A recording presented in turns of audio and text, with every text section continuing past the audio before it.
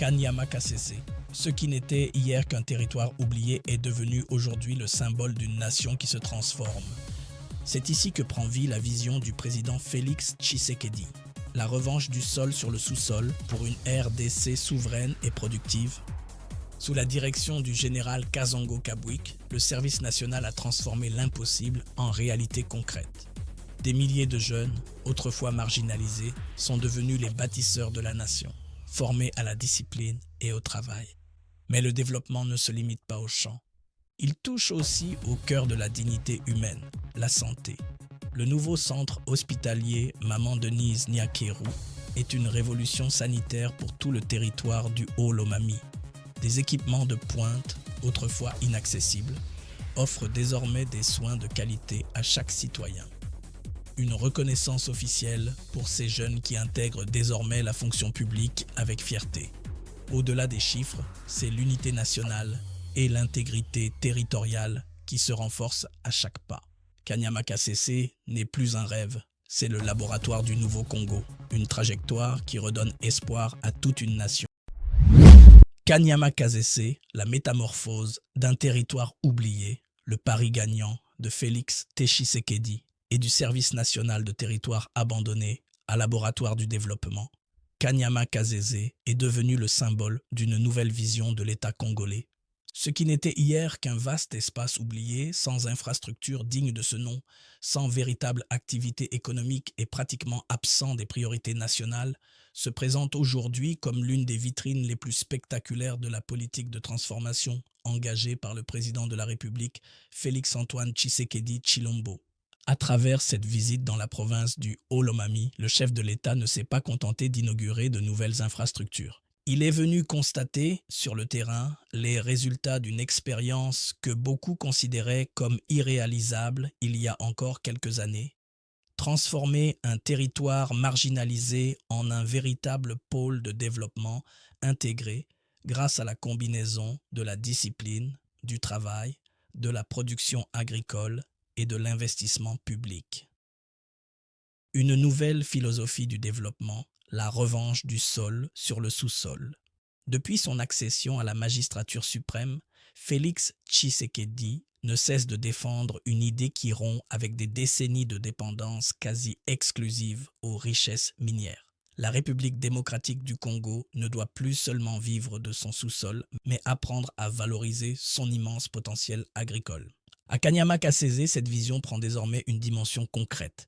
Les champs agricoles à perte de vue, les infrastructures administratives modernes, les installations de transformation, les logements de qualité, les routes aménagées, ainsi que le centre hospitalier Maman Denise Nyakeru, témoignent d'une approche globale du développement où l'agriculture, la santé, le logement, la sécurité alimentaire et la formation des ressources humaines avancent simultanément.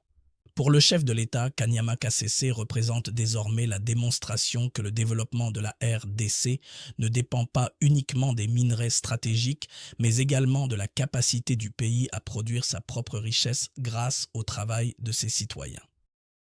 Une arrivée hautement symbolique. À son arrivée à Kamina, le président de la République a été accueilli par le commandant du service national, le lieutenant-général Jean-Pierre Kasongo Kabwik, avant de rejoindre directement Kanyama Kasese, où il a établi sa résidence officielle durant son séjour. Avant le lancement de la visite des différents sites, le chef de l'État a tenu une séance de travail avec la première ministre Judith Suminwa Tuluka, le directeur de cabinet Anthony Kinzo Kamole, ainsi que le président du Sénat, Jean-Michel Sama-Lukonde. Cette réunion de haut niveau illustre l'importance stratégique désormais accordée à ce projet, qui dépasse largement le cadre d'un simple programme agricole. Kasongo Kabwik, l'homme des missions impossibles. Au cœur de cette transformation se trouve une personnalité devenue incontournable dans les grands chantiers de l'État, le lieutenant-général Jean-Pierre Kasongo Kabwik. Souvent présenté comme l'homme des missions impossibles, il a reçu du président Félix Tshisekedi une responsabilité que beaucoup considéraient comme irréalisable. Transformer des milliers de jeunes issus de la délinquance urbaine en producteurs, bâtisseurs et citoyens disciplinés. Là où certains ne voyaient que des koulounas, le service national a choisi de voir un potentiel humain. À travers une discipline rigoureuse, une formation militaire adaptée, un apprentissage des métiers, une immersion dans les travaux agricoles et la construction d'infrastructures, ces jeunes ont progressivement changé de trajectoire. Aujourd'hui, ils portent un nouveau nom, les bâtisseurs de la nation. Ils construisent des routes, cultivent les champs, élèvent du bétail, bâtissent des écoles, des hôpitaux et participent activement au développement de Kanyama Kasese. Leur parcours est devenu l'un des symboles les plus forts de la politique de réinsertion voulue par le chef de l'État. Le centre hospitalier Maman Denise Nyakeru, un symbole de dignité retrouvée, parmi les principales réalisations inaugurées, figure le centre hospitalier Maman Denise Nyakeru. Loin d'être une simple structure sanitaire, cet établissement représente une rupture avec une longue période durant laquelle les populations de cette région étaient contraintes de parcourir plusieurs dizaines, voire centaines de kilomètres pour accéder à des soins spécialisés. Équipé selon des standards modernes, cet hôpital constitue désormais un pilier essentiel de la politique de couverture sanitaire dans cette partie du Haut-Lomami. Son inauguration traduit également la volonté des autorités de rapprocher les services publics des populations les plus éloignées. Une émotion visible devant les bâtisseurs de la nation.